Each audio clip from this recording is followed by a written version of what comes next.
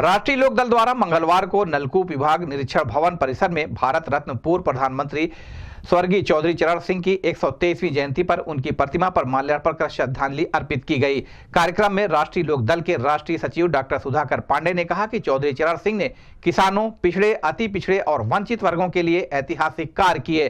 जमींदारी प्रथा के उन्मूलन सहित उनके योगदान को देश हमेशा याद रखेगा। ऐसे नेता कभी कभी ही जन्म लेते हैं जिनकी प्रासंगिकता आज भी बनी हुई है। जिलाध्यक्ष सतीश कुमार दुबे ने कहा कि किसानों के मसीहा चौधरी चरण सिंह की जयंती पूरे देश में मनाई जा रही है।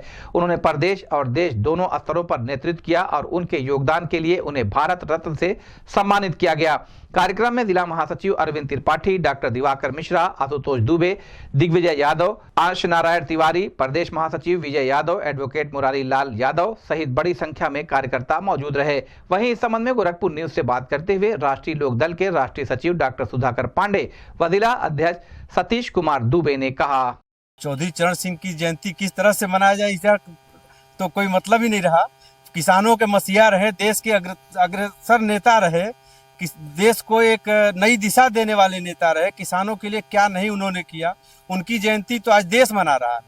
हम लोग तो खैर उनकी पार्टी के हैं तो मनाने ही रहे हैं, लेकिन उनकी जयंती पूरा देश मना रहा है, सारे लोग मना रहे हैं। किसानों के मसीहा के रूप में स्थापित हुए और भारत रत्न भी उनको मिला और हम इसलिए श्रद्धेय चौधरी चरण सिंह को नमन करते हैं। उनकी जो किए गए कार्य हैं देश के प्रति, जमींदारी प्रथा उन्होंने ख़त्म की, उन्होंने किसानों के लिए एक से एक बड़े बड़े काम किए।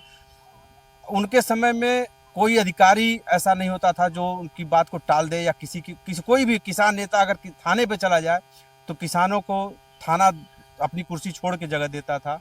ऐसे थे हमारे चौधरी चरण सिंह। आज उनकी जयंती पे हम उनको नमन करते हैं, श्रद्धा सुमन अर्पित करते हैं। चौधरी चरण सिंह एक शख्स नहीं, शख्सियत थे। आज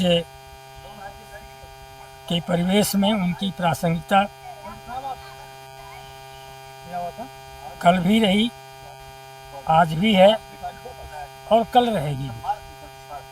वह देश के ऐसे व्यक्ति थे जो खेत खलिहान के रास्ते से किसानों की हितार्थ कार्य किया।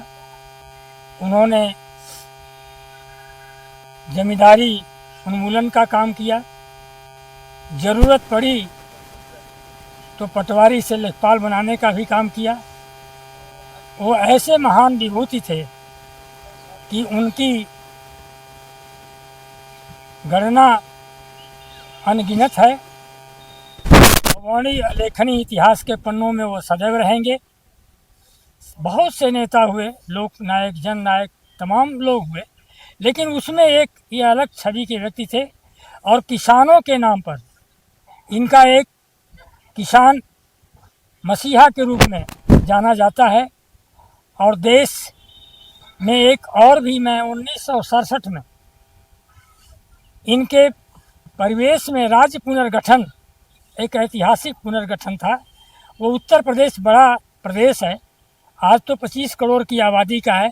उन्होंने 1967 में उत्तर प्रदेश पुनर्गठन की बात करके पश्चिमी उत्तर प्रदेश अलग करने की बात कही थी।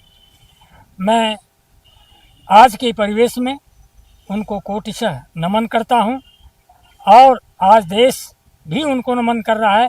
ये हमारे पार्टी राष्ट्रीय लोकदल जयंत चौधरी के साथ हम सबका बड़ा सौभाग्य है।